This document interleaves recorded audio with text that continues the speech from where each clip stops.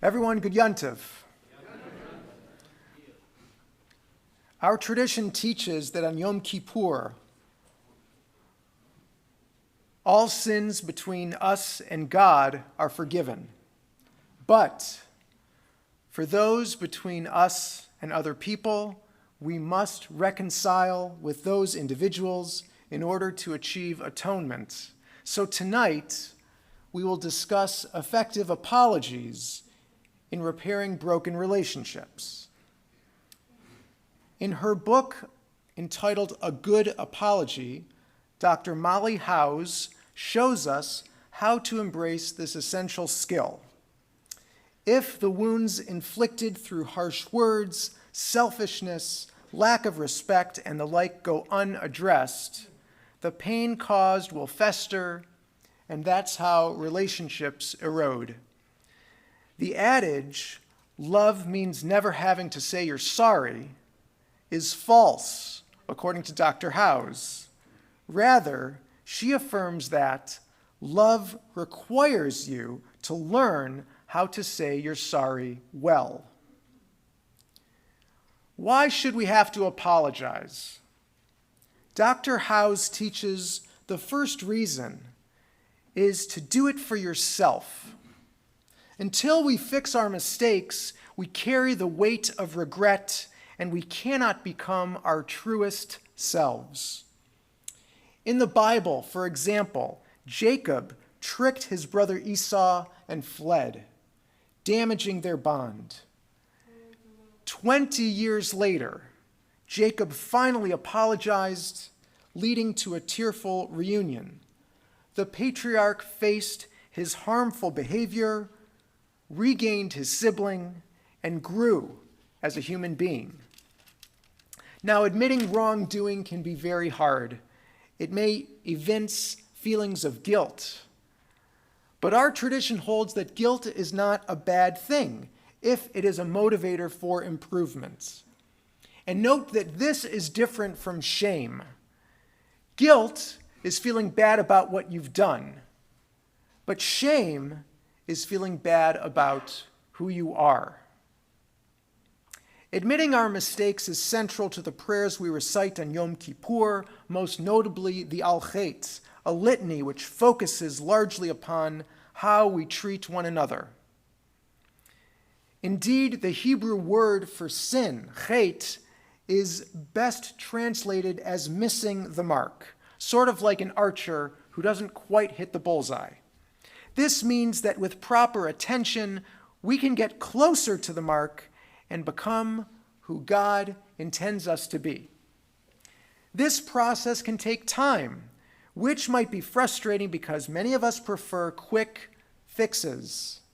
Dr. Howes laments the frequent use of phrases like, "What's done is done," and "It is what it is," as if we should just get over the pain caused by someone and just move on. No one likes to admit that they've hurt someone, but the author reminds us that it is inevitable. Relationships are like a contact sport, she writes. We frequently bang and bruise one another, often without meaning to cause harm. If we want to participate fully, we need to develop the skills to recover from the inevitable hurts and get back in the game.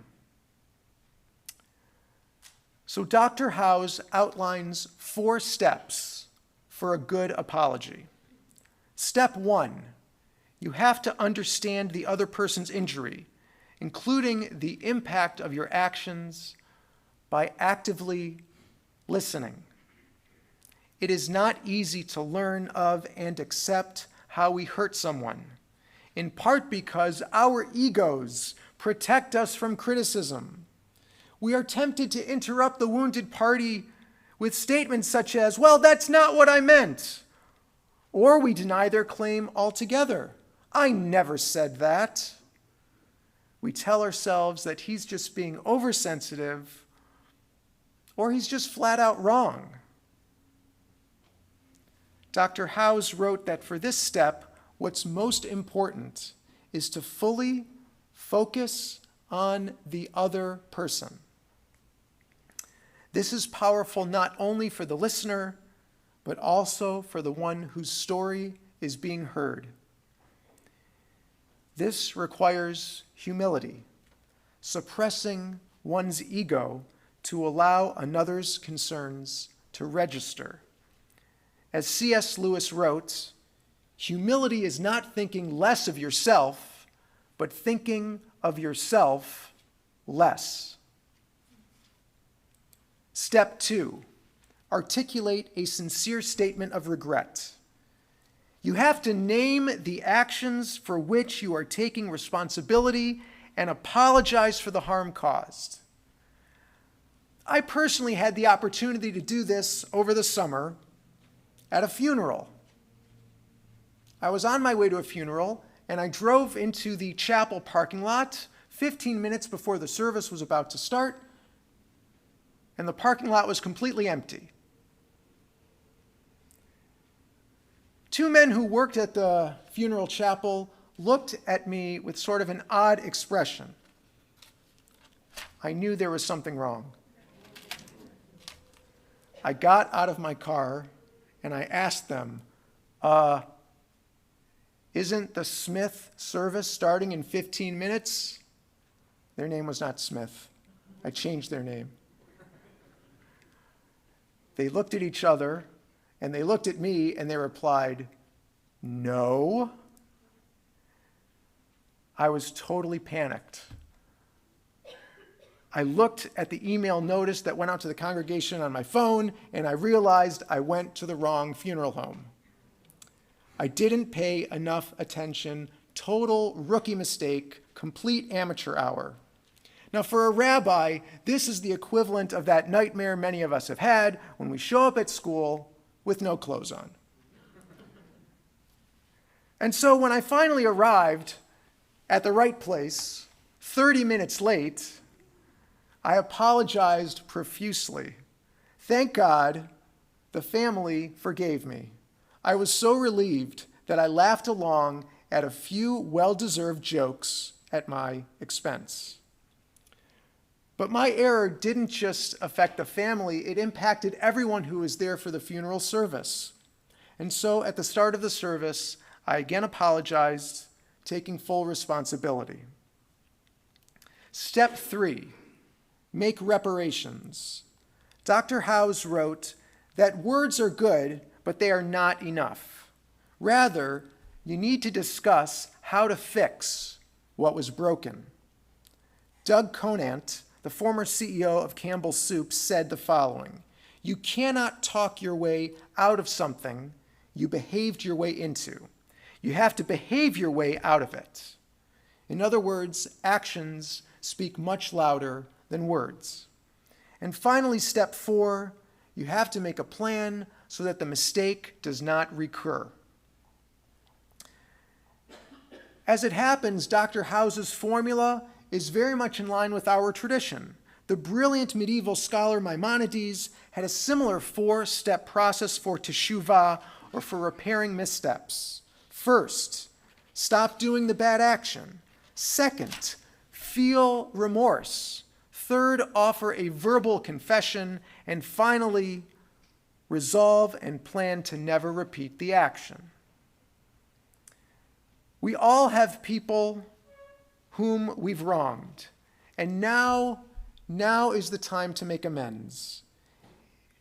If you are the one who was wronged, if you are the one who is being apologized to, and if the other person is sincere and really listening to how you felt hurt, please accept their apology so that the two of you can move forward. Now, this too is not easy. Sometimes we embrace a kind of self-righteous indignation and hold on to a grudge. But grudges are like poison to your soul. Please forgive. Let that toxin leave your system for your own sake and for the sake of the relationship. A good apology restores social connections, which, as we discussed on Rosh Hashanah, are critical. When two parties engage in this process, the relationship will likely be stronger in the end. Howes emphasizes that the goal is not perfection, but shared acceptance of truth, which includes flaws and pain. As a metaphor of such healing, she describes a Japanese art form called kintsukuroi, in which the cracks that remain after repairing broken pottery are lined with gold and silver, which creates something new and beautiful.